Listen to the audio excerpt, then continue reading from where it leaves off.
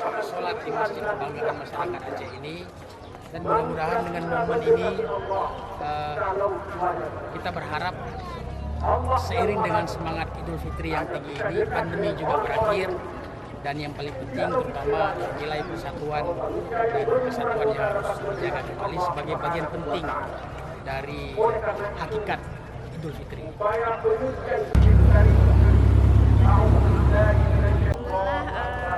Terharu ya, karena tahun kemarin kan masih COVID, masih pakai masker.